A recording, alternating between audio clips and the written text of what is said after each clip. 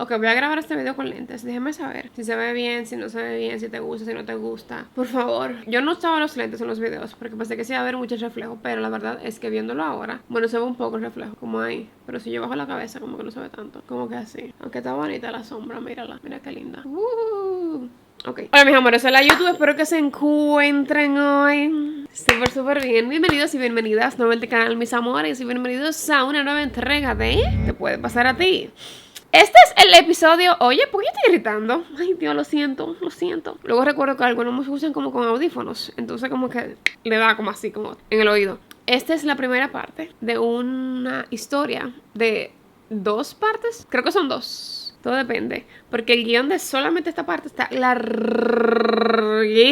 O sea que creo que son 2, pueden ser 3. Vamos a ver si lo dejamos en 2, porque es un caso bastante largo. Es una historia que yo tengo muchísimo tiempo queriendo hacer. Muchísimo tiempo queriendo hacer, de verdad. No me atreví a hacerla porque la verdad es que yo decía, cónchale, ¿cómo yo voy a hacer esa historia que esté completa? Como yo quiero que esté completa, que tenga toda la información necesaria, que es importante. Así que nada, es una historia muy fuerte, muy fuerte. Y siento que es de un personaje, de algo que sucedió, que se habla poco cuando se habla de... decir porque no quiero darle spoiler. Lo voy a decir al final de este video.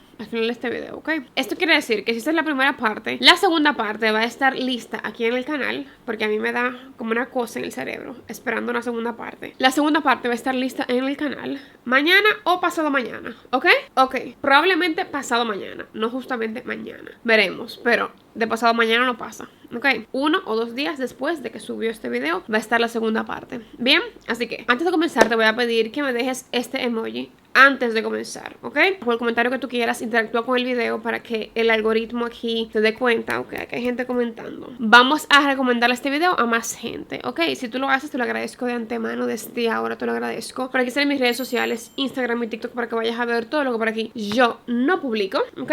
Y ahora sí, vamos a comenzar con la historia de hoy. Hoy nos vamos a ir a Washington, que queda en Estados Unidos, específicamente al área de Washington que se llama SeaTac, porque está cerca del aeropuerto de Seattle-Tacoma en Washington, ¿ok? Específicamente nos vamos a ir al 15 de julio del año 1982, ¿ok? De este caso hay 2 versiones de cómo inicia todo. Yo te voy a contar las 2 versiones porque si tú investigas, tú vas a encontrar ambas versiones y no quiero que pienses, ay, pero Abril lo dijo mal. No, te voy a decir las 2 versiones y te voy a decir cuál yo creo que es la correcta, según mi investigación. Ok. Entonces, la primera versión dice que un hombre iba en un bote en el Green River, o sea, es un río que se llama Río Verde en español, pero en inglés se llama Green River. Y por el caso, si tú sabes de True Crime y toda la cosa, ya tú sabes por dónde yo voy. Ya sabes por dónde yo voy, ¿ok? Pero lo voy a decir Green River, no Río Verde, ¿ok? Tú puedes ver aquí en esta foto la distancia que hay entre el aeropuerto de Seattle-Tacoma en Washington y el Green River. ¿Tú lo ves aquí? Ok, bien. Entonces, la primera versión de cómo pasaron los hechos dice que un hombre iba en un bote en el Green River y él ve algo en el agua. El hombre piensa que es un maniquí, pero cuando él se acerca lo suficiente se da cuenta que era un cuerpo humano. Ahora, la segunda versión, que es la que yo creo que es la verdadera, dice que unos niños jugaban en los alrededores del Green River y encontraron un cuerpo humano, ¿ok? Esta versión es la más mencionada y la historia que voy a contar ahora está centrada con todo lo que esta versión implica. ¿Ok? Entonces la policía comenzó a investigar de inmediato y asistieron al lugar de los hechos para sacar el cuerpo del agua, toda la cosa. Era una mujer joven, blanca, que tenía los brazos y las piernas amarradas con una soga o con un material similar a una soga. Inicialmente la policía de Kent, porque sucedió en el condado de Kent, a ver, el Green River es un río largo. Entonces, a medida que se va extendiendo, van quedando condados distintos, ¿ok? De Washington. Entonces, tú vas a ver a lo largo de la historia que los condados van variando. Este cuerpo en específico se encontró en el condado de Kent, ¿ok? Entonces, a quien le corresponde llevar este caso, este cuerpo que se encontró, es al condado de Kent. O sea, a la policía del condado de Kent. Cada condado tiene su policía, ¿ok?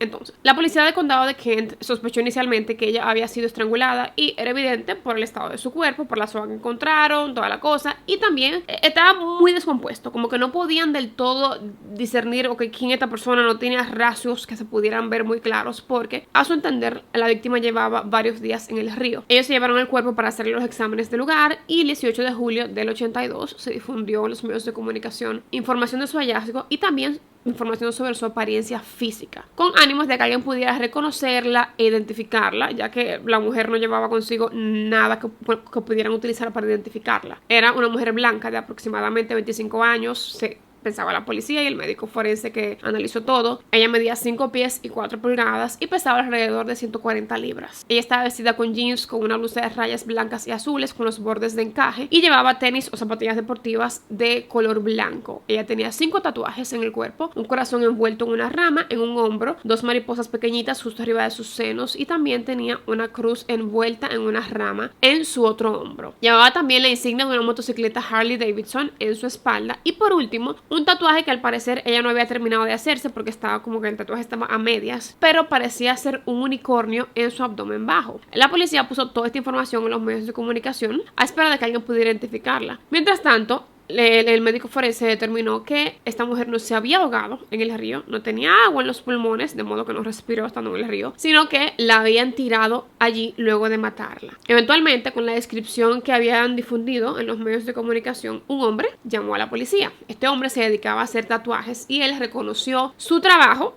en esta mujer y se puso en contacto con la policía para poder identificarla. Él es quien le informa a los detectives que se trata de una joven llamada Wendy Lee Caulfield y que no tiene 25 años de edad como pensaba la policía, sino que tiene tan solo 16 años de edad y que incluso, según hasta donde él sabe, la joven todavía vive con su mamá. Los detectives, en vista de esto, se ponen en contacto con su madre, Virginia Caulfield.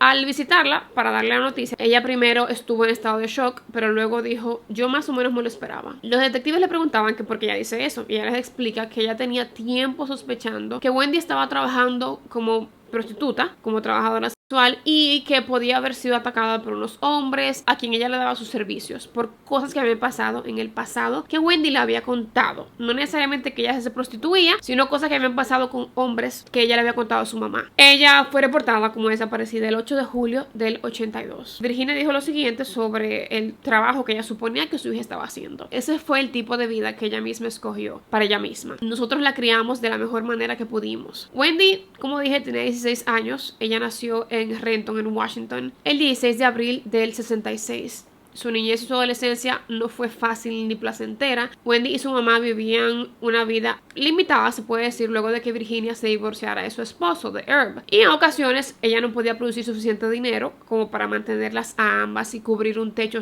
para las dos. Y ellas pasaron de vivir en un apartamento pequeño, en un barrio no muy bueno, a vivir algunos veranos viviendo en carpas en la calle y vendiendo moras que ellas mismas recogían de los árboles para poder conseguir dinero para comprar comida. Su madre venía de una familia de bebedores, de alcohólicos, y el alcoholismo era casi como que se había normalizado, porque era como que todo el mundo era alcohólico en la familia de la mamá. Entonces ella misma, Virginia, creció en ese ambiente. Y obviamente ese tipo de ambiente viene con muchas otras cosas que no son muy buenas, que no son muy positivas. Ella quedó embarazada a los 16 años de edad. Ella tuvo un hijo que dio en adopción y 2 años después, a sus 18 años de edad, tuvo a su hija, Wendy. En el 82, Wendy y su madre se mudaron a un apartamento pequeño en Puyallup. Ya Wendy había dejado la escuela y se escapaba con regularidad de su casa. O sea, había días que Wendy simplemente no llegaba a la casa y para Virginia era normal. Virginia cuenta que cuando Wendy tenía entre 14 y 15 años, ella regresó a la casa muy alterada diciendo que un hombre la había violado mientras ella estaba haciendo autostop en la carretera. Dígase, como que pidiendo que le dieran un aventón en la carretera.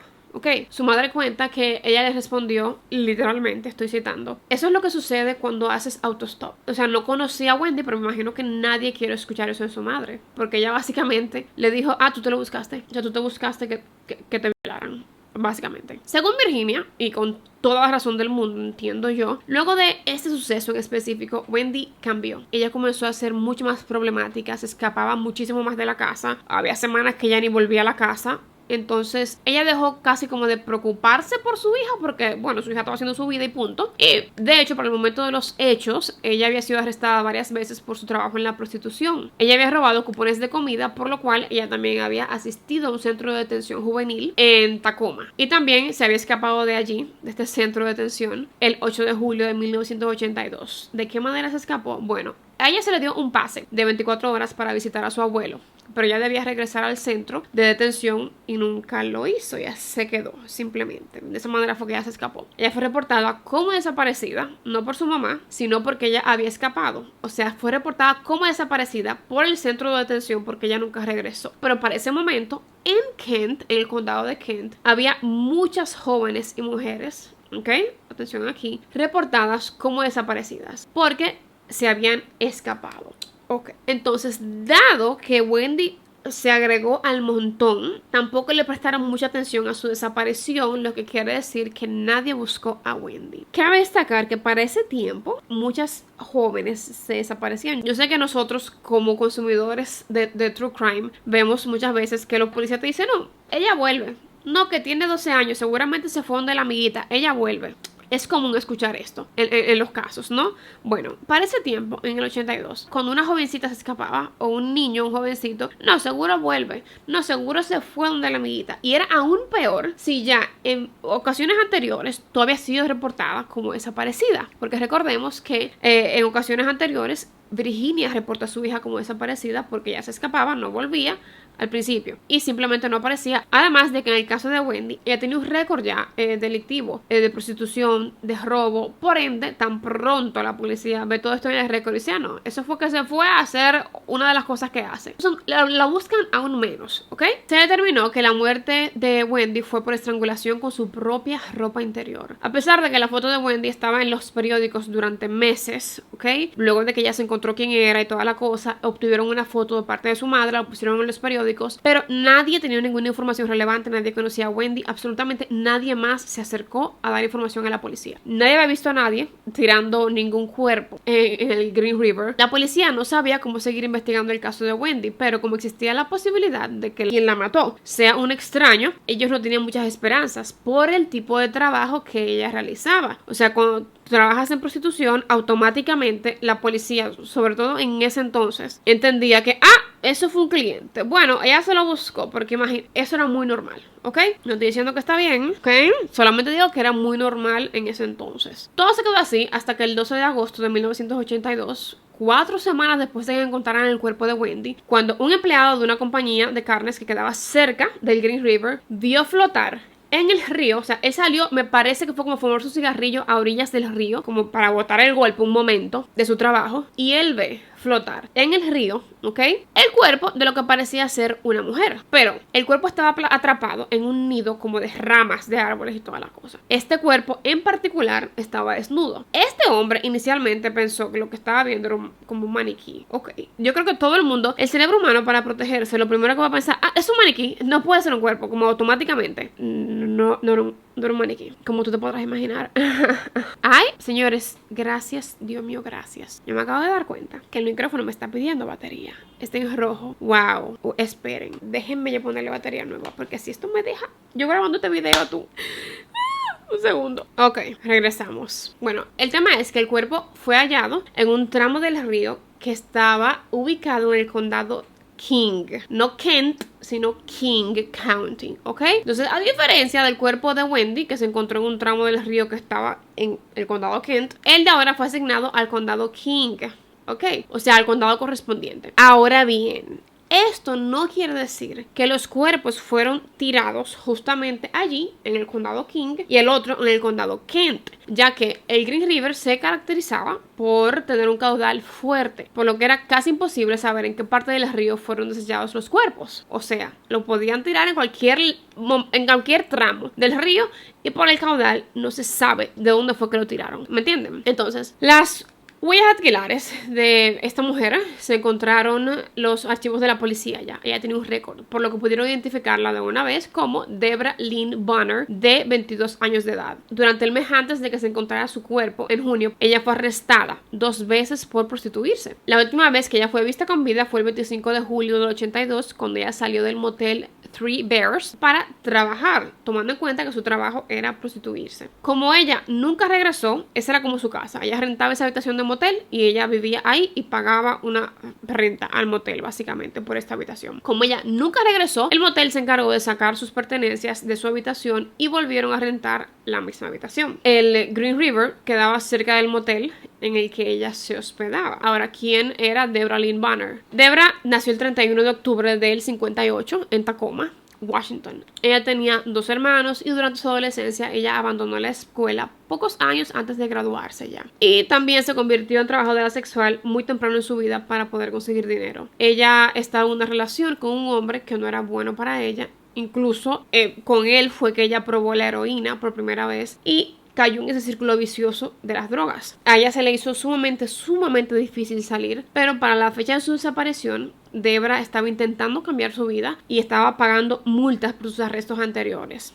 Ella estaba trabajando en obtener su GED, que es básicamente como el diploma que te dan de que ya tú completaste tu escuela, como tu bachiller, tu diploma de que terminaste la escuela, ¿ok? Que tú lo puedes obtener luego de que ya tú eres adulto y si tú te saliste de la escuela, no pudiste terminar por lo que sea, ok, ahí está. Y ella también soñaba con poder unirse a la marina. Por eso ella estaba intentando pagar esa multa tan rápido como pudiera, porque ella no podía enlistarse con una multa. Entonces, ella seguía prostituyéndose porque era la única manera en que ella podía conseguir dinero rápido diario y poder pagar la multa para ya poder enlistarse y como que poder cambiar su vida, ¿ok? Cada semana ella le abonaba $25 a la cantidad total de su multa. De todas formas, para Debra siempre fue muy importante el tema de la familia. Ella siempre tenía presente llamar a sus padres, siempre. Su padre fue operado de los ojos el 20 de julio y varios días después ella llamó para ver cómo seguía, para decirle que ella lo amaba. Esa fue la última vez que su padre habló con ella y escuchó su voz. Debra había dejado a su novio, incluso ya para ese momento había terminado su relación, pero su novio, quien se convirtió eventualmente en su proxeneta, no quería que ella dejara el trabajo de la prostitución, claro, porque eso era lo que le producía dinero a él. Él la estaba acosando y la perseguía por todos lados, según cuentan los conocidos y las amigas de Debra. Los detectives de ambos condados, en comunicación, entrevistaron a más de 200 personas de lugares cercanos, moteles, choferes de taxis, todas las personas que pudieron ver algo para saber si tenían alguna información, porque ellos podían ver como un patrón que comenzaba a formarse, porque de no aparecer cuerpos en el Green River comenzaron a aparecer de manera muy seguida. Pero el 15 de agosto pasó algo que solo confirmó aún más esta sospecha de que había un patrón que se estaba formando. Ese domingo, un hombre que estaba en un botecito en el Green River, recordemos la primera versión de la que yo les hablé, que yo les dije, yo no voy a tomar esta versión como la versión inicial, sino la otra de los niños. Bueno, yo siento como que se fueron mezclando las versiones, porque esa versión se parece mucho a la que yo voy a contar ahora, de lo que pasó el 15 de agosto, ¿ok? Ese domingo, un hombre estaba en un botecito en el Green River buscando botellas antiguas en el fondo del río que él pudiera rescatar. Allí él encontró 2 cuerpos que estaban flotando ligeramente debajo de la superficie. O sea, estaban abajo, estaban cubiertos con el agua, pero estaban boca arriba en el río, cubiertos por el agua, con los ojos abiertos, ¿ok? Inicialmente, por supuesto, él pensó que eran, adivina qué, maniquíes, correcto. Que eran como muñecas o maniquíes, como de una tienda, sí, ok. Pero luego, él se dio cuenta, cuando él se como que miró más de cerca, que eran los cuerpos humanos de 2 mujeres. Estos se encontraban en el condado de King. Los policías que llegaron al lugar se dieron cuenta de que sí, de que parecían ser cuerpos humanos, pero algo los mantenía en el fondo del río, porque ellos estaban como que ligeramente levantados, no estaban de todo en el fondo del río, pero seguían bajo la superficie.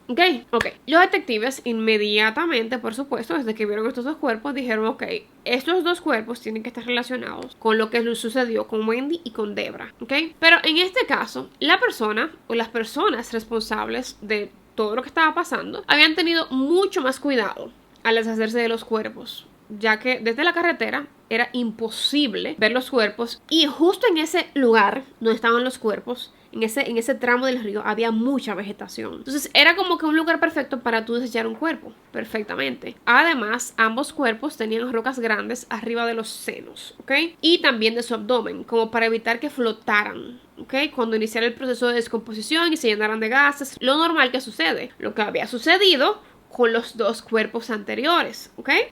Entonces, Dave Reichert, el detective del condado de King, se encontraba viendo los cuerpos desde afuera del agua cuando él se resbaló en la grama, ¿ok? Que estaba afuera, como en la orilla del río. Cuando él pudo recuperar su estabilidad a la orilla del río, él miró hacia abajo para pararse, cuando él vio justo a los pies, a sus propios pies, es que yo no puedo imaginar esto, justo en sus pies había otro cadáver que estaba justo en la orilla del río, pero no adentro del río. Otro cadáver de una mujer, lo que quiere decir que allí habían 3 víctimas, 3 cadáveres. Ok, al parecer, él o los responsables de todo esto se cansaron de hacer tanto esfuerzo para que los cuerpos no flotaran y tuvo que dejar ese tercer cadáver allí, sin siquiera taparlo. También está la posibilidad de que escuchara ruidos cerca y se espantara y se tuviera que ir rápido y lo dejó ahí tirado y punto. Pero era raro como que se tomara tanto trabajo para esconder esos 2 cuerpos con piedras y toda la cosa y que dejaron en la orilla. Entonces como que pasó algo que lo detuvo y entonces tuvo que irse rápido. O se cansó, porque cargar un cuerpo que ya no tiene vida no es una tarea para cualquier persona. Es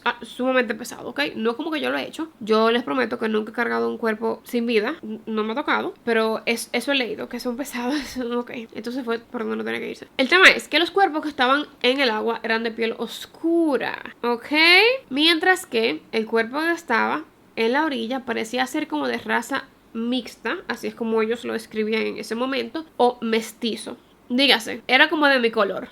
Ok, era como de mi color, un poquito más oscura, pero no era negra. Parecía ser una mujer hispana, raza mixta, como así, ok. A diferencia de Wendy y de Deborah, quienes tenían la piel blanca. La primera de las 3 que lograron identificar fue a Marcia Faye Chapman. Y lo hicieron gracias a sus huellas dactilares, que ya estaban en la policía, ya que ella había sido arrestada por prostitución 2 meses antes del hallazgo de su cuerpo. Ella era una de las víctimas que estaban adentro del río, ¿ok? Ella nació el 9 de julio del 51 en Nueva York, en Estados Unidos, por lo que tenía 31 años para el momento de los hechos, para el momento de su muerte. Ella tenía baja estatura y por eso sus amistades la llamaban Tiny, como pequeñita. Marcia vivía en un apartamento con sus 3 hijos, de edades 11, 9 y 3 años. Para poder mantenerlos, ella trabajaba como prostituta en el Pacific Highway South, que, o sea, es esto que ven aquí, ¿ok? Y normalmente su jornada de trabajo comenzaba a las 5 de la tarde. Ella salió de su apartamento el 1 de agosto del 82, pero nunca regresó. Para el 2 de agosto del 92, su madre denunció su desaparición, diciendo que Marcia le dijo a los niños que ella iba a la tienda por algo, pero que regresaba. Eso fue lo que le dijo la madre de Marcia a la policía. Eso está en los informes de la policía. Nunca volvió. Sigo citando, nunca había hecho algo como esto. Ella era buena madre, o sea, ella no iba como que simplemente a abandonar a sus hijos. Si ella dijo que iba para la tienda, es porque ella iba para la tienda. Porque cuando ella iba a trabajar, ella decía que iba a trabajar y punto. Ok, el día de su desaparición, ella vestía unos jeans azules, una camiseta y una gorra. Sus parientes y amistades cercanas la describían como una chica agradable. Dijo su vecino, Don Moore, estoy citando, te hablaba y se ponía de pie. Y te hablaba. Si era una prostituta, era una niña tremendamente agradable. Porque se tiene un estigma como que que las mujeres que son prostitutas no pueden ser respetuosas, no pueden ser agradables, no pueden tener educación. Entonces a mucha gente le chocó con el tema de su desaparición enterarse, ella era prostituta, porque toda esa información salió en los medios. A mucha gente le chocó que ella trabajara de eso porque ella no cumplía como con el estereotipo que la gente tiene en la cabeza. Marcia había muerto por estrangulación por ligadura. Dígase que la estrangularon con un material, no fue con las manos. Y la policía entendió que probablemente fue con una de sus piezas de vestir, como pasó con Wendy, por ejemplo. Además, el médico forense encontró un objeto dentro de Marcia. Sucede que tanto ella como la otra víctima que se encontraban adentro del río, tenían en su canal vaginal piedras, pero no cualquier piedra, sino piedras triangulares, o sea, piedras que tuvieran como puntas, piedras triangulares. Estas piedras fueron insertadas con presión, una tras otra en su canal vaginal, ya que estaban tan apretadas que la única manera de sacarlas fue quirúrgicamente. O sea, no pudieron simplemente sacarlas del canal vaginal, tuvieron que abrirlas a ambas víctimas para poder sacarles estas piedras. Ok, el detective Dave interpretó esto como una violación simbólica de parte de la persona que hizo esto. Quizás después de haberla violado realmente con su miembro, o insertó las piedras allí porque no pudo tener una erección y no pudo violarla. Entonces, en su rabia, decidió usar estas piedras como sustituto. ¿Okay? O también podía significar que la persona responsable era una mujer. Por lo tanto, de manera biológica no podía tener una erección y utilizó las piedras como la erección. De todas formas, esta información de las piedras no se hizo pública por mucho tiempo adrede. porque esto era algo que no se podía ver. O sea que el hombre que encontró los cuerpos ahí flotando ahí debajo de la superficie no podía ver esto. Eso era algo que solamente la policía sabía. Ellos se quedaron con esto calladitos, ¿ok? Porque era una información que ellos entendían que podían utilizar luego. Los cuerpos de las otras 2 víctimas halladas ese día fueron más difíciles de identificar, pero cuando se lograron identificar, la imagen que les quedaba claras a los detectives era que lo que estaba pasando aquí era más grande de lo que ellos jamás pensaron. ¿Okay? El cuerpo de la otra mujer que estaba en el río pertenecía a Cynthia Jean Hines. Ella nació el 23 de febrero del 65 en Seattle, en King County, el condado de King, en Washington, Estados Unidos. Ella tenía tan solo 17 años por el momento de su muerte. Robert Williams, el padre de Cynthia, vio a su hija por última vez el 10 de agosto del 82. Ella era una chica amable y cariñosa y sus seres queridos la apodaban como Cookie. Cuando Robert identificó a su hija mediante un boceto publicado en el Seattle Post, en el periódico Seattle Post, dijo lo siguiente, y estoy citando: me quedé estupefacto cuando vi la foto, no quería creerlo. Poco después de que encontraran el cuerpo de su hija y de que fue identificado, él dijo que ella pudo haber tenido problemas. Cynthia vivía en un apartamento en Rainier Valley. Ella era una adolescente como problemática y ella a menudo huía de la casa de su padre, y ella cayó en la prostitución a una edad sumamente temprana. Después de haber abandonado la escuela de la secundaria en Nathan Hale, que queda en el norte de Seattle, ella fue interrogada por la policía a principios de los 80 por prostitución.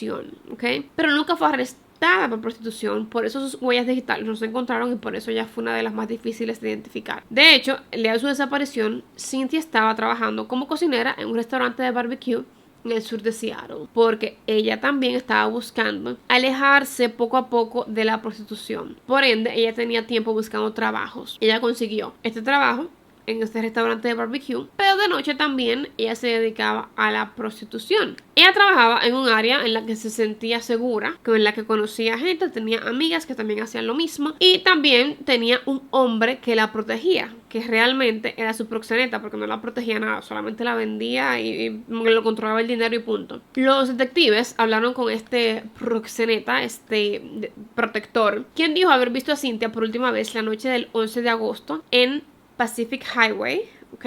Con la calle 200. Y la vio por última vez cuando ella se montó en un vehículo Jeep negro que era conducido por un hombre y que Cynthia nunca más regresó. Este tipo no anotó la placa, o sea, el proxeneta este que la protegía, no anotó la placa ni nada, ni recordaba cómo se veía el hombre, nada. Solamente te montaste, ve a trabajar. Ok, fabuloso. Lindo. La otra víctima, la que estaba a la orilla del río, que no estaba dentro del río sino afuera, era Opal Charmaine Mills. Ella nació el 12 de abril del 66 en Washington, Estados Unidos. Ella tenía tan solo 16 años de edad para el momento de su muerte. Ella era hija de Robert y Kathy Mills. Era una niña bastante cariñosa, que venía de una familia amorosa, sin problemas. De hecho, ella era casi como la niña mimada porque ella era la hija menor. Ella tenía un hermano mayor y como ella era la pequeñita, le decían en su casa Little Opal. A la edad de 8 años, ella ganó una placa en la iglesia por haber memorizado 50 versículos de la Biblia, y mientras Opal crecía, ella había hablado de querer ser modelo. Opal y su hermano Garrett eran súper unidos, eran inseparables. Ellos se llevaban solamente 2 años. Bueno, Garrett le llevaba 2 años a Opal. Y la madre de Opal, Kathy, le dijo a los detectives que la última vez que ella había visto a Opal fue el 12 de agosto. ¿Ok? Yo sé que desde ahora tú estás pensando como que, ok, pero la vida de Opal como que no se parece a la vida de las otras muchachas. ¿Ok? Como que no se parece. Vive en una familia unida, amorosa, va a la iglesia, está en la escuela, le va bien, como que todo bien, todo en orden. ¿Qué pasó aquí? Ok, atiende. Ay, Dios mío, atiende. La mamá le dice a la policía: bueno, la última vez que yo vi a mi hija fue el 12 de agosto, 3 días antes de que su cuerpo fuera encontrado. ¿Ok? Ese mismo día, ese mismo 12 de agosto, ella llamó a su hermano para pedirle que la llevara a donde ella iba a trabajar con una amiguita de ella durante el verano, porque estamos en verano todavía, estaban en vacaciones de la escuela, toda la cosa, chévere. Ella le había dicho a su mamá también que ella iba a ir a trabajar, un trabajo de verano con una amiguita. Ok, ¿tú sabes qué? En el caso de Opal, ella no iba a prostituirse, no, porque cuando la mamá le dijeron eso, como que mire, ¿será que tu hija? Ella dijo, no, o sea, mi hija no iba a prostituirse. Ella le dijo tanto a su mamá como a su hermano que ese día ella iba a pintar casas como trabajo de verano con su amiga. ¿Tú sabes cómo se llama la amiga? Cookie. ¿Tú recuerdas quién se llama Cookie? Yo espero que esté prestando atención, ¿ok? ¿Recordamos quién se llama Cookie? Ok. Y que esto era como así, como un trabajo de verano a medio tiempo. Vamos a pintar casa, chévere. Ok. Katy ni Garrett conocían el nombre real de Cookie. Solo sabían que se llamaba Cookie. Pero, por supuesto, la policía escucha Cookie. O sea, Cookie, como le decían a Cynthia Hines, una de las víctimas que estaba en el río, justo cuando también se encontró el cuerpo de Opal. Ah, esa Cookie. Ok.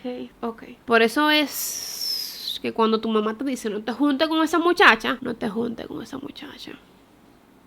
Ok. Su mamá dijo que ella no la había reportado como desaparecida porque a veces Opal se quedaba a dormir con sus amigas 1 o 2 días sin avisar a sus padres. Como que ella se iba donde la amiguita a una pijamada y se quedaba como 2 o 3 días y punto, sin avisarle previamente a sus papás. Y que en una sola ocasión, ella sí se escapó de la casa, pero que después ella regresó de una vez y todo chévere, por eso ella no la reportó como desaparecida.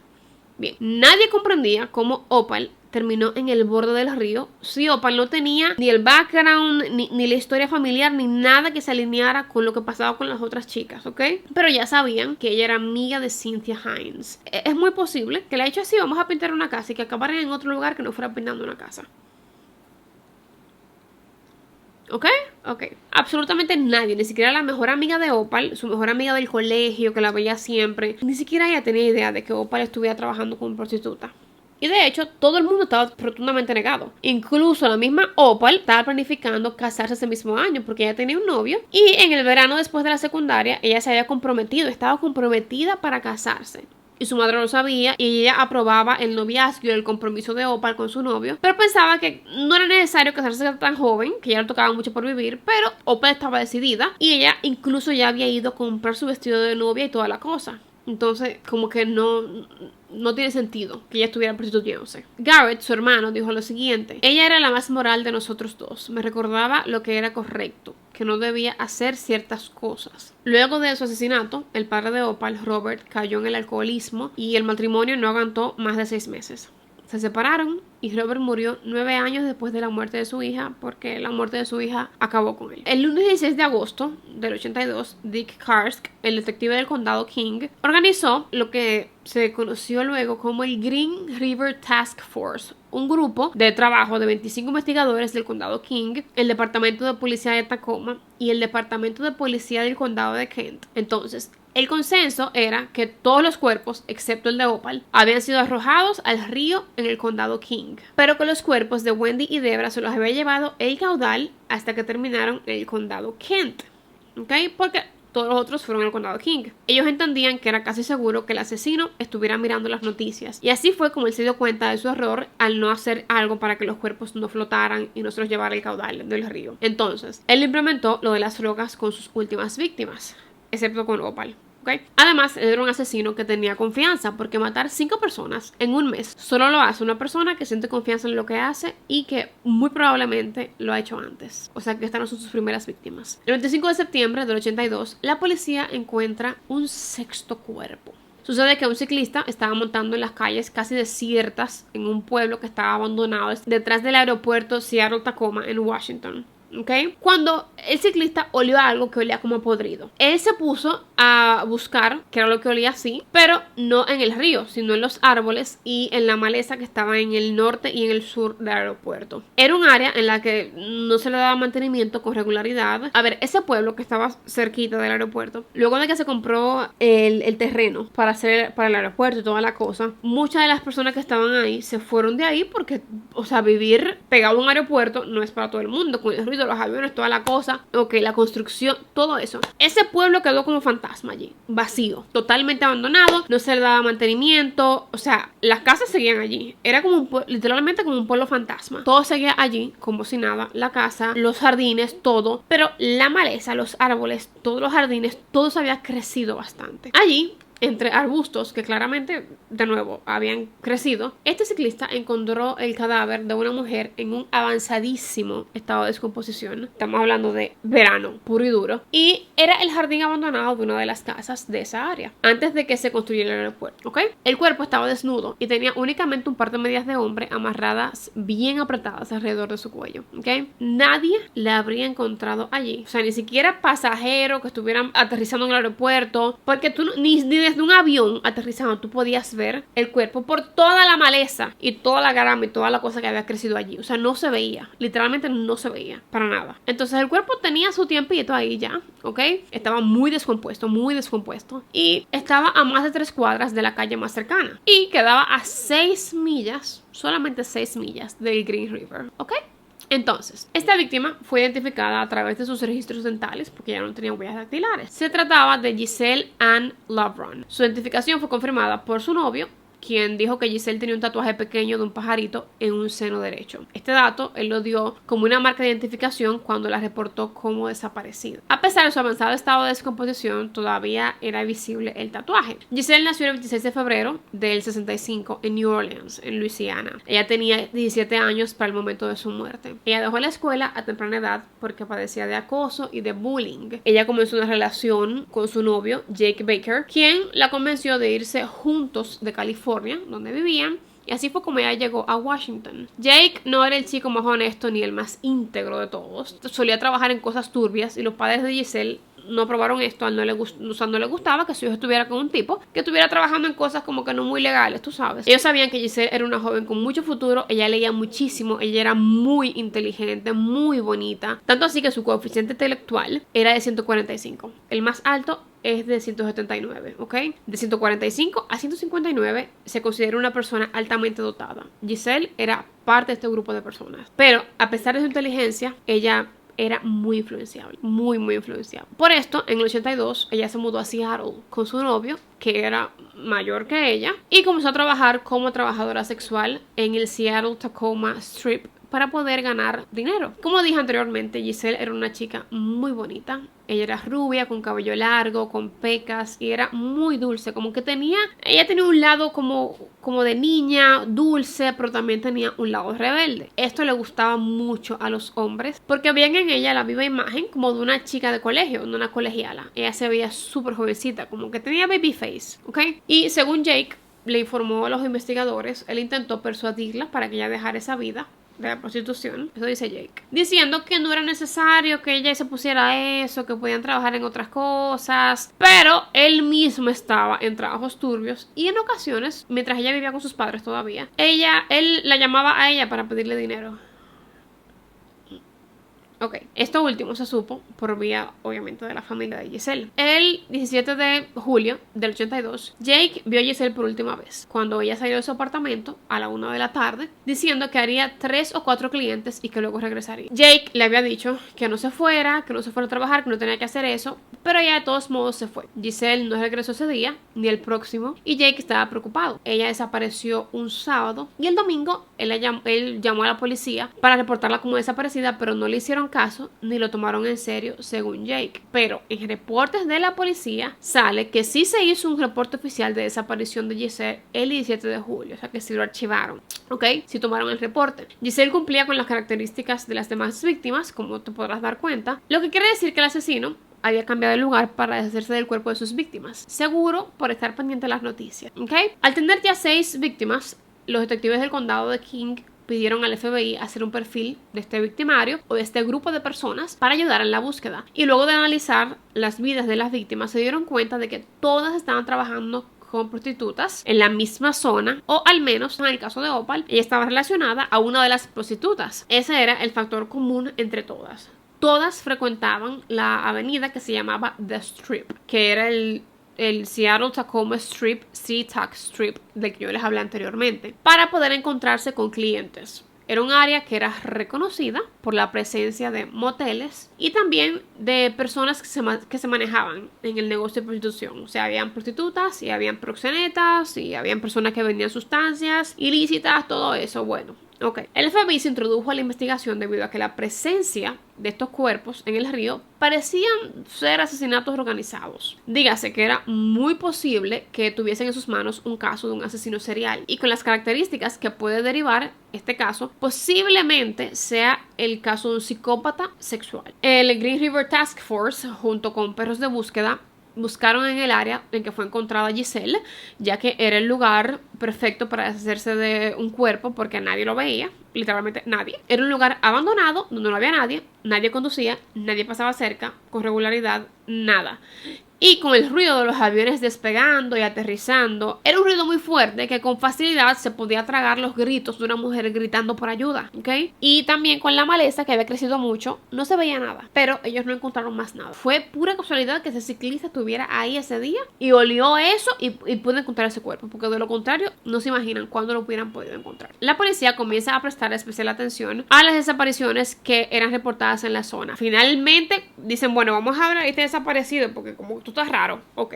Durante el 1982, desaparecieron otras 10 mujeres de edades entre 15 y 23 años, ok. En la zona, estamos hablando de la zona ya. Entre estas estaban Terry Renee Milligan, de 18 años, Mary Bridget Meehan, de 18 años y embarazada de casi 8 meses y medio, Debra Lorraine Etzes, de 15 años, Linda Jane Rule, de 16 años, Denise Darcel Bosch, de 23 años, Shwanda Leah Summers, de 16 años, Shirley Marie Sherrill, de 18 años, Rebecca Becky Marrero, de 20 años, Colin Renee Brockman, de 15 años y Sandra Denise Major, de 20 años.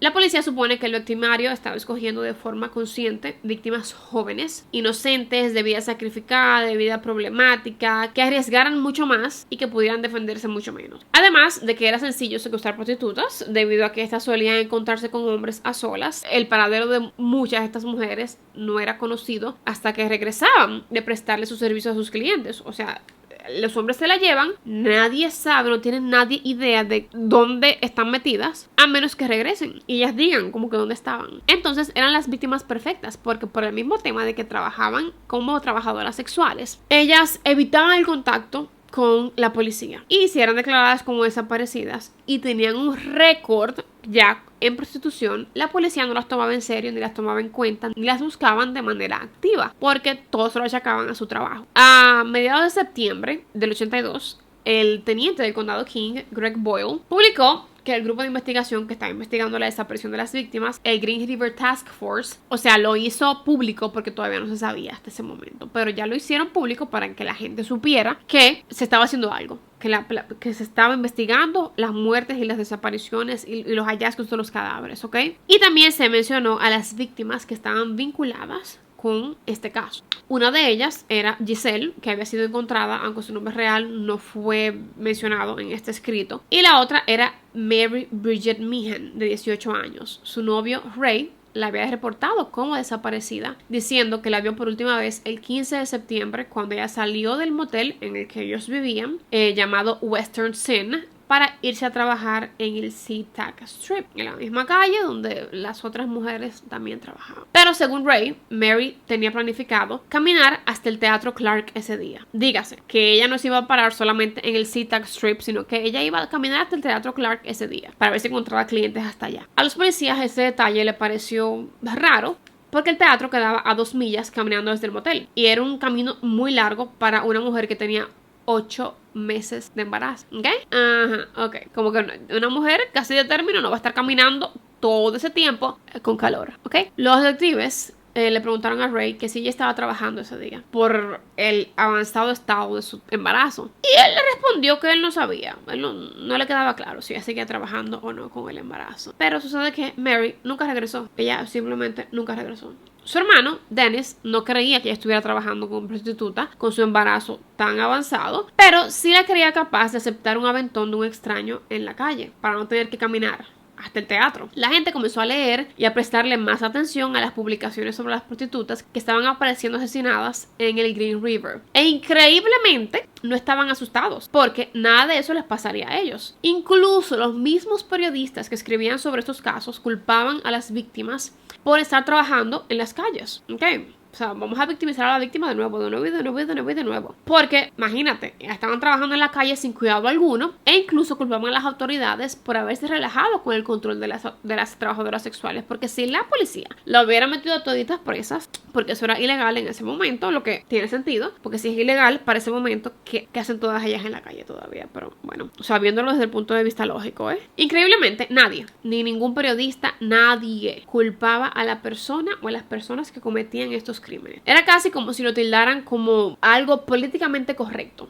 ¿Ok? Era casi como que él estaba haciéndole un favor a Washington, a esa área en específico, a la policía, porque bueno, se está deshaciendo de las prostitutas. Como que hierba mala. Como que es lo único que se puede hacer con esta hierba mala. Así era que hablaban los periodistas en ese momento sobre lo que estaba pasando. Las demás prostitutas de la zona, obviamente, tenían miedo y desconfiaban de la policía. Sentían que ya eran mujeres de la calle, sin familia. La policía no estaba haciendo su mejor esfuerzo porque a pesar de las desapariciones en masa, los cuerpos encontrados aún no tenían sospechosos. O sea, nadie. No se había encontrado nadie que pudiera ser. Algunas hablaban con la salvedad de que no podían arrestarlas. Otras no hablaban simplemente.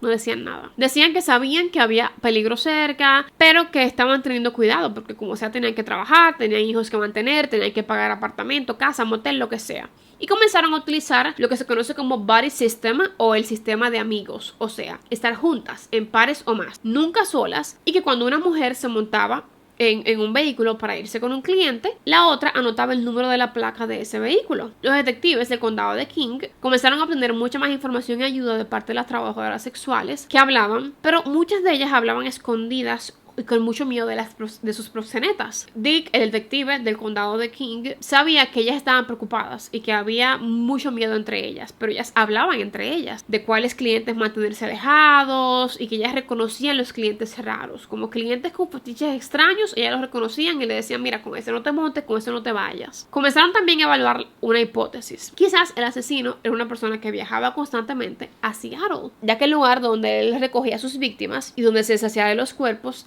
estaba muy cerca del aeropuerto de Seattle-Tacoma. Quizás era un hombre que viajaba frecuentemente por negocios, pero esta hipótesis no arrojó nada que la convirtiera en teoría. Hasta el momento, en el 82, solamente tenían 6 víctimas y muchas otras jóvenes y mujeres desaparecidas. En el 82 no aparecieron más víctimas que pudieran estar relacionadas con esta investigación, aunque el Green River Task Force nunca dejó de trabajar, siguió trabajando y haciendo lo que podía con muchos límites, porque le faltaba mucha información y las trabajadoras sexuales no hablaban y encima de todo no tenían todavía para ese momento el avance tecnológico de poder hacer pruebas de ADN. ¿Ok? Entonces, para el 82 todavía no se utilizaba el término asesino serial, sino asesino en masa, que fue el término con el que se condenó incluso a Ted Bundy en el 79 como un asesino en masa, ya que tenía más de 3 docenas de víctimas y era el asesino más prolífico que se conocía en Estados Unidos hasta ese momento. Ok.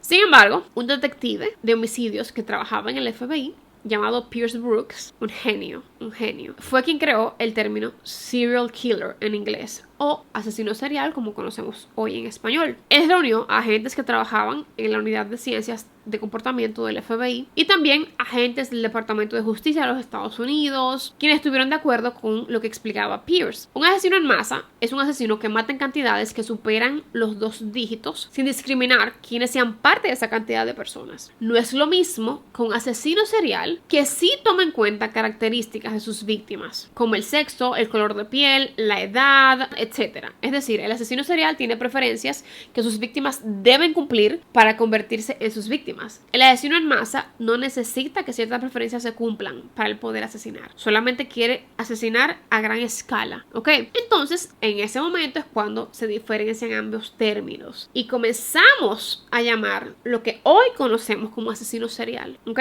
De lo contrario, quizás todavía le llamáramos asesino en masa. ¿Ok?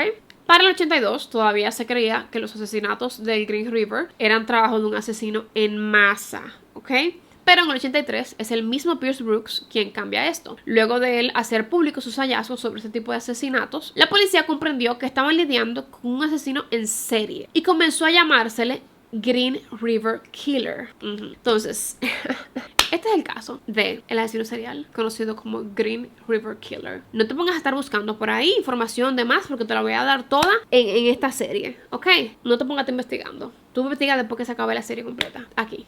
Ok, por favor, dame el chance y el privilegio de explicarte en caso de que tú no te sepas la historia completa. Seguimos. Analizando las víctimas y el modus operandi de la persona responsable de los 6 asesinatos que se tenían hasta ese momento, llegaron a la siguiente conclusión. Aunque este asesino no parecía tener preferencia racial, pues tenía víctimas blancas y negras y mixtas y toda la cosa, sí tenía preferencia en la edad de sus víctimas, pues eran mujeres jóvenes y vulnerables que aparentemente él encontraba en la autopista trabajando como prostitutas. No había entrado a casas a violar o matar mujeres en el área, a diferencia de Ted Bundy, ¿okay? Que es otro caso aparte, ¿okay? Pero el Green River Killer sí había matado más víctimas en pocos meses que otros asesinatos hasta la fecha, porque recordemos que en un solo mes se encontraron 5. Se encontraron 5. No quiere decir que solamente mató 5. Y en esa lista también se incluía a Ted Bundy. O sea, él había matado más víctimas en un solo mes que el mismo Ted Bundy, que era el asesino más prolífico conocido en Estados Unidos hasta la fecha. Hasta esa fecha.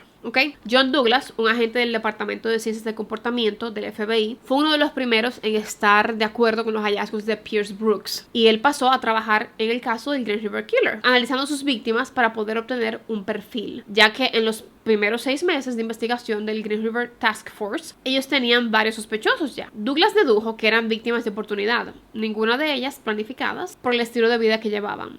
Dedujo que este era el trabajo de un hombre que no estaba preocupado por ser descubierto en el lugar donde se llevaba las víctimas, ni en el lugar donde dejaba sus cuerpos, porque estaba cómodo en ambos lugares. Tampoco siente remordimiento por sus crímenes. De hecho, era muy posible que él sintiera como si sus víctimas se merecían morir, como si él estuviera haciendo una buena obra por la humanidad, como que él estuviera limpiando la humanidad de las trabajadoras sexuales. Douglas dijo lo siguiente, y estoy citando: la escena del crimen refleja además que el criminal en este punto de la investigación no busca poder, reconocimiento o publicidad. No muestra ni posa a las víctimas después de matarlas, o sea, él no las deja en ningún lugar público ni fácil de hallar, ¿ok? Él está buscando esconder las víctimas, ni las pone en posiciones sugerentes ni nada de eso, ¿ok? Entonces, él no quiere que encuentren a sus víctimas, y si las encuentran, él tiene las facultades mentales para comprender que sería más fácil desarrollar elementos de valor probatorio si se deshace de las víctimas en un cuerpo de agua, porque desaparece mucha evidencia en el agua. Porque el cuerpo de agua borra y daña muchas evidencias y también las contamina. Para Douglas, este hombre había trabajado, vivido, cazado o pescado cerca del área de Green River. Como la mayoría de los asesinos en serie, él tiene mucha movilidad, aunque lo más probable es que elija un vehículo conservador de al menos 3 años de antigüedad. Probablemente se trataba de una furgoneta en mal estado o de un coche de 4 puertas, común, que no llame la atención, que tú veas en todos lados, pero que no esté ni muy destruido, ni muy nuevo, ni muy lujoso, ¿ok? Como que pase desapercibido. Sigo citando. Su agresor tiene, con toda probabilidad, antecedentes penales o psicológicos. Proviene de un entorno familiar que incluía discusiones entre su madre y su padre. Con probabilidad, fue criado por una madre soltera. Su madre intentó desempeñar el papel de ambos padres, infligiéndole un dolor físico y mental severo. Ella constantemente regañaba a su hijo, particularmente cuando él se rebelaba contra las figuras de autoridad. Tuvo dificultades en la escuela, lo que provocó que probablemente la abandonara durante su tercer o 4º año de bachiller. Tiene una inteligencia media o ligeramente superior a la media. El asesino probablemente se siente atraído por las mujeres, pero siente rencor por ellas porque lo han despreciado o le han mentido en el pasado. No necesariamente las prostitutas, o sea, mujeres en su vida. Él cree que lo engañaron demasiadas veces. En su forma de pensar, las mujeres no son buenas y no pueden ser confiables. Él siente que las mujeres se prostituirán por cualquier motivo, y cuando ve a mujeres prostituyéndose, abiertamente le hierve la sangre. El asesino se sintió atraído por el Seattle Tacoma Strip y su abierta prostitución porque había sufrido un fracaso amoroso reciente, o una relación importante con una mujer en su vida se terminó recientemente. Es muy posible que lo hubieran dejado por otro hombre, o que la mujer lo hubiera engañado con otro hombre a él. Él busca prostitutas porque no es el tipo de persona que puede atraer mujeres en un bar. No tiene la capacidad de hablar con la gente con gracia y convencer a la gente. No es elocuente, ya que es tímido. Como que en buen dominicano no tiene labia, como que no sabe enamorar a una mujer solamente con lo que él va hablando, ¿ok? No es un tipo que se ve y habla de temas interesantes, que busca conversación, porque, sigo citando, él es tímido y tiene sentimientos personales muy fuertes sobre sus defectos y sus insuficiencias. Tener relaciones sexuales con estas víctimas puede ser el objetivo inicial del agresor, pero cuando la conversación gira en torno a jugar por dinero, o sea, ya tuviste relaciones conmigo, ahora págame. Esto le provoca a él flashbacks en su memoria de tiempos pasados con otras mujeres. Estos recuerdos no son agradables y la forma directa y clara de las prostitutas que trabajan por dinero, porque le dejan saber rápidamente que tienen que pagarle, le resulta a él muy amenazadora. Demuestran demasiado poder y control sobre él. Es decir, si no pagas, no hay sexo. Y él se siente amenazado por esto y esto le da mucha rabia. Por todo esto, Douglas entendía que el Green River Killer se sentía cómodo matando prostitutas porque para él estaba haciendo algo que estaba bien. ¿Okay? En cuanto a su apariencia física y estilo de vida, Douglas entendía que el asesino no era ni demasiado flaco ni demasiado gordo, estaba en una condición relativamente buena que le permite hacer un trabajo que requiere usar de su físico y no necesariamente de su intelecto. Dígase construcción, mantenimiento, handyman, plomería, lo que sea con la mano, con su cuerpo, no necesariamente con la mente. No es un hombre compulsivo con la limpieza, de hecho es muy posible que le gusten las actividades en el exterior, cazar, pescar, etc. Es posible que sea un bebedor o fumador con frecuencia y también desde que comenzó los asesinatos ha incrementado el consumo de dichas sustancias, o sea, fumar o beber alcohol. Douglas le dejó saber a los detectives del Green River Task Force que este asesino no dejaría de matar hasta que lo atrapen o hasta que se mude de este lugar, pero cuando se mude él va a continuar matando, ya que cuando el estrés del trabajo, de su casa, en su vida personal, económico, lo que sea, cuando cualquier tipo de estrés incremente, él sale de noche a buscar prostitutas para soltar ese estrés de esa manera, matándolas. El asesino le ha dado seguimiento a los reportes en periódicos sobre estos homicidios. Yo sigo citando lo que dijo Douglas, y ha recortado algunos de estos reportes para la posteridad y para futuras fantasías y usarlos como adornos. Si faltan objetos pertenecientes a las víctimas, es decir, joyas, se lo dará a una mujer importante en su vida, que esté arraigada a él, dígase, una novia, una esposa o su propia madre. Pero como él comenzó a operar desde su área de confort, ahí mismo, donde se siente cómodo, es posible que ahora tenga momentos de ansiedad y esté chequeando los periódicos de manera constante para saber cómo va la investigación, si saben algo, si básicamente alguien sabe qué fue. Es posible que para él poder bajarle a ese estrés de sentir que lo persiguen, él se refugie en la bebida o incluso en la religión. Puede ser que sea parte de un grupo religioso o que se una a un grupo religioso buscando un escape. El tema es que aunque es una descripción precisa dentro de lo que cabe, Douglas estaba describiendo a un hombre común, o sea, un hombre totalmente normal. Ni tan brillante que se destaque, ni tan fracasado que no haga nada con su vida y que es un fracasado y que la gente sepa que él es un fracasado. Es un hombre literalmente común, con una vida común, con un trabajo común, con apariencia común, con un vehículo común, que se ve común, ni muy fuerte, ni muy flaco, ni muy gordo, todo común, ¿ok? Entonces el Green River Task Force recibe esta información y es como que, ok, tenemos esta información, ahora tenemos que ver a el 90% de los hombres que viven en Washington. Ok, bien. De todas formas, vamos a movernos al 83. Pasa año nuevo, pasa todo, no se encuentra más nadie. Llegamos al 83. Durante el 83 fueron reportadas otras 26 mujeres de la zona fueron reportadas como desaparecidas. ¿Ok? Alma Ann Smith, de 18 años, desapareció el 3 de marzo. Dolores Laverne Williams, de 17 años de edad, que desapareció entre el 8 y el 14 de marzo. Lori Ann Rasputnik, de 15 años, se desconoce el día exacto de su desaparición. Gail Lynn Matthews, de 23 años, que desapareció el 10 de abril. Andrea Marion Childers, de 19 años, que desapareció el 14 de abril. Sandra K. Gabbard, de 17 años, que desapareció el 17 de abril. Cami K. Rick-Spitzer, de 16 años, que desapareció el 17 de abril. Carol Ann Christensen, de 21 años, desapareció el 3 de mayo. Martina Teresa Otherly, de 18 años, desapareció el 22 de mayo. Cheryl Lee Wims, de 18 años, desapareció el 23 de mayo. Yvonne Shelley Antosh, de 19 años, desapareció el 31 de mayo. Carrie Ann Royce, de 15 años, desapareció el 31 de mayo. Constance Elizabeth Neon, de 19 años, desapareció el 8 de junio. Tammy Charlene Lyles, de 16 años, desapareció el 9 de junio. Kelly Marie Ware, de 22 años, desapareció el 18 de julio.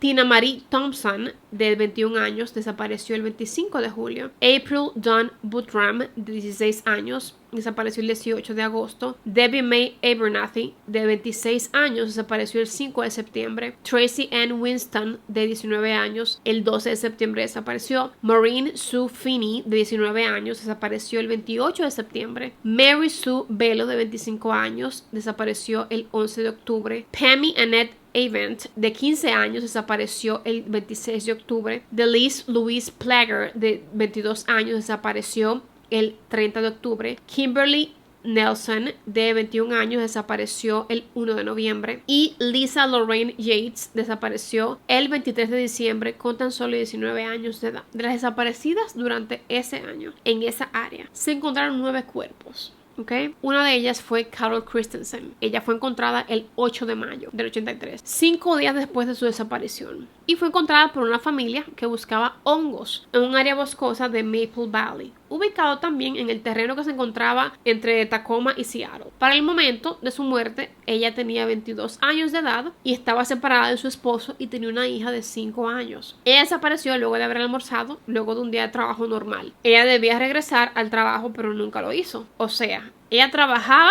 no como prostituta, ella estaba trabajando un trabajo normal, ¿ok? Ella vivía y trabajaba cerca del área de Pacific Highway, eso sí. Entonces, ella se manejaba en esa zona. Ella se dedicaba a caminar a todos lados, ella no tenía carro, ella caminaba a pie a donde tenía que ir, todo normal, ¿ok? Pero repito, Carol no era prostituta, ¿ok? Ella no se quedaba tarde fuera de la casa, era muy raro. Y si lo hacía, ella llamaba a su mamá, quien le cuidaba a la niña, cuando ella tenía que quedarse tarde y le decía, mira, voy a salir, voy a llegar tarde, lo que sea, normal. Pero esa noche, como ella no regresó, su mamá se puso histérica. ¿Qué está pasando? Esto no es normal en Carol, ¿ok? Cuando Carol fue encontrada, ella tenía una bolsa de papel en la cabeza. Tenía una botella de vino vacía que estaba colocada en su vientre bajo. Sus manos estaban cruzadas sobre su abdomen, ¿ok? Y justo arriba había una salchicha, ¿ok? 2 truchas, 2 pescados, 2 truchas destripadas, fueron colocadas sobre su garganta. Ok, esta era la primera víctima que ellos encontraban, que ellos podían de alguna manera u otra unir a el Green River Killer, como que relacionarlo con este asesino que había sido posada, ok, porque él, tú te puedes dar cuenta por la descripción que te acabo de dar, él posó a esta víctima y usó elementos, otras cosas, ¿ok? La causa de su muerte fue estrangulamiento. Ella fue violada y fue encontrado semen en su cuerpo. Se concluyó que en primera instancia el cuerpo estaba desnudo, pero que fue mojado y vestido cuando ella estaba muerta. Carol no estaba en el río, ni en el lugar cerquita del aeropuerto donde estaba el cuerpo de Giselle, si tú recuerdas, pero tampoco estaba cerca de Pacific Highway. Ella estaba en un lugar totalmente diferente y totalmente nuevo a las víctimas anteriores. Y recordemos también que ella no era prostituta, ¿ok?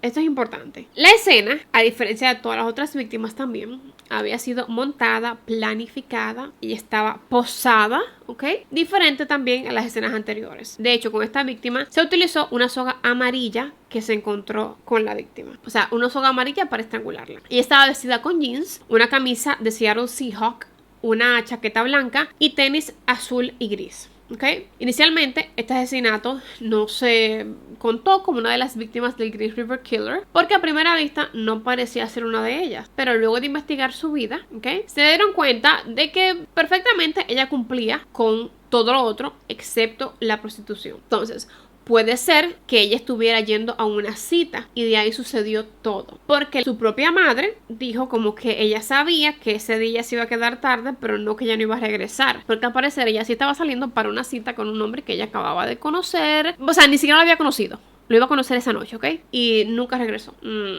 Ok. Entonces, la policía, el Green River Task Force, se tomó esto como que todo esto de posar la víctima, de poner la víctima en un lugar nuevo que nadie ha visto, que es una persona que no es prostituta, nada de eso. Era casi como que este asesino lo había elegido de esa manera para la policía, para el Green River Task Force. Era casi como que estuviera saludándolos, como diciéndoles que él está pendiente a la investigación y que lo que pensaban de él no era correcto, no era del todo correcto, porque él no solo mataba a prostitutas.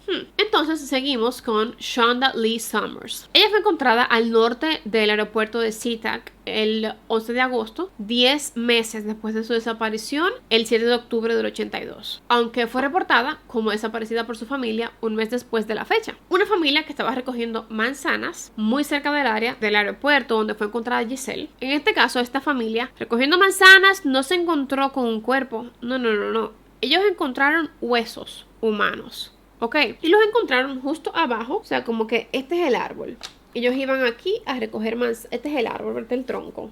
Okay. Ellos iban aquí a recoger manzanas de las hojas y manzanas aquí. Y aquí, a los pies del tronco, estaban los huesos, como en la base del tronco, en el piso, estaban los huesos humanos. Justo abajo del árbol, de las manzanas. Era como que la habían puesto allí luego de que la mataron. Shonda tenía tan solo 16 años de edad para el momento de su muerte. Ella era una de 3 hijos en su familia y tenía un amplio historial de prostitución a pesar de su corta edad. De hecho, ella fue vista por última vez en el Pacific Highway, ¿ok? Y fue identificada 2 meses después de ser encontrada gracias a récords dentales. Seguimos con Gail Lynn Matthews. Ella fue encontrada el 18 de septiembre, 5 meses después de su desaparición, el 22 de abril del 83. Ella tenía 24 años para el momento de su muerte y se había divorciado poco antes de desaparecer. Ella estaba viviendo con su novio Kurt en un motel llamado New West. Y el día de su desaparición ninguno tenía dinero para pagar el motel. Entonces Kurt se fue a un casino para ver si tenía suerte ganando dinero y jugando póker para poder pagar la renta que debían en el motel. Y Gail le dijo a Kurt que ella también iba a buscar la manera de pagar el motel. Kurt no sabía cómo, pero tampoco le preguntó qué era lo que yo iba a hacer y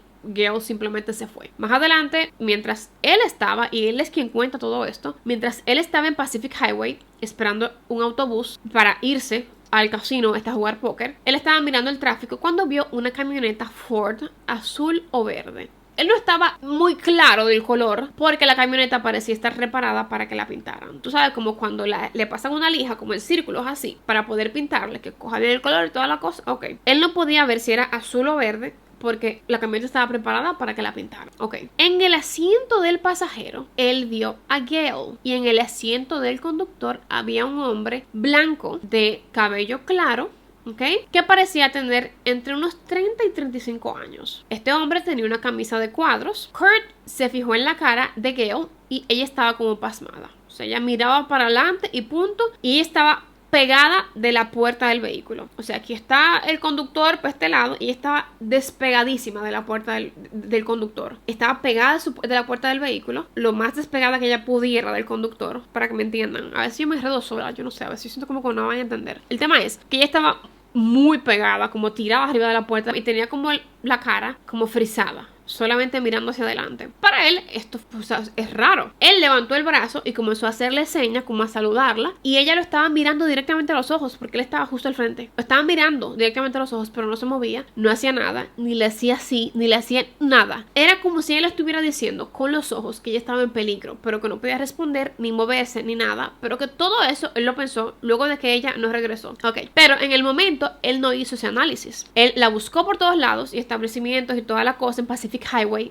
pero ya no apareció. Entonces él llamó al 911 para reportarla como desaparecida. Para ese momento Kurt estaba contándole todo esto a los detectives del Green River Task Force y llegó a pensar que quizás la razón por la que ella no se movió era porque el hombre la tenía amenazada. O sea, quizás adentro del vehículo, donde él no veía, adentro de la camioneta él la tenía amenazada apuntándola con un arma o con un cuchillo. Y por eso era que Gail estaba tan quieta, ni respondía ni nada. El cuerpo de Gail fue encontrado cerca de Star Lake, en un área boscosa, cerca de la carretera llamada Star Lake Road, pero su cuerpo no fue identificado hasta el 85. Y de hecho, esta fue la primera vez que alguien le describió a los detectives, la primera vez que alguien le describía a los detectives quién podía ser el Green River Killer. Porque hasta ese momento nadie lo había visto. Nadie había visto al hombre que podía ser el Green River Killer, que podía ser este asesino serial. Y era la primera vez que la policía tenía como que un vistazo. El tipo de vehículo que conducía, por ejemplo, el color de su vehículo, lo que sea. Todo eso. Para ellos esto fue algo grande, fue algo importante. A pesar de que no se encontró, estamos hablando del 83, no se pudo identificar a Gail hasta el 85. Pero tenían una información muy valiosa en ese momento. Así que en el próximo video yo te voy a seguir contando cómo siguió la investigación de este asesino serial del Green River Killer. Y, por supuesto, te habrás dado cuenta que yo mencioné muchas víctimas que desaparecieron, pero no se han encontrado. Entonces yo te voy a contar realmente si eran sus víctimas, si no se encontraron, si se encontraron, qué pasó con ellas. Todo el desenlace de la historia, ¿ok? Así que, quédate aquí, suscríbete al canal si no lo has hecho. Chequea que te suscrita al canal, ¿ok? Para que tú puedas ver la próxima parte de esta historia. ¿Ok? Déjame saber con este emoji que sale por aquí en pantalla que tú llegaste hasta este momento del video. ¿Ok? Quiero saber quién es la gente que ve los videos completos, que siempre me piden videos súper largos, súper largos. Yo espero que tú lo hayas visto completo, corazón. Voy a estar viendo los comentarios. Bien, si es así, te ganaste una estrellita en la frente, ¿ok? También quiero dejarles saber que todos los detalles que yo incluí en esta investigación hasta ahora de cada una de las víctimas es porque cada una de las víctimas de las que yo he hablado son importantes. En cualquier investigación de un asesino serial, las primeras víctimas son sumamente importantes. No que las últimas sean no sean importantes, ¿ok? Pero en las primeras víctimas es que se comienza a investigar, a ver el comportamiento de esta persona que está cometiendo los crímenes. Y se comienza también a desarrollar su perfil con ayuda de todos estos detalles, ¿ok? Entonces, para mí, en la investigación me parece importante tener todos estos detalles, ¿ok? Entonces, los leo en los comentarios. Espero verlos por aquí en la próxima parte, ¿ok? Yo los quiero un montón, mis amores. Chao.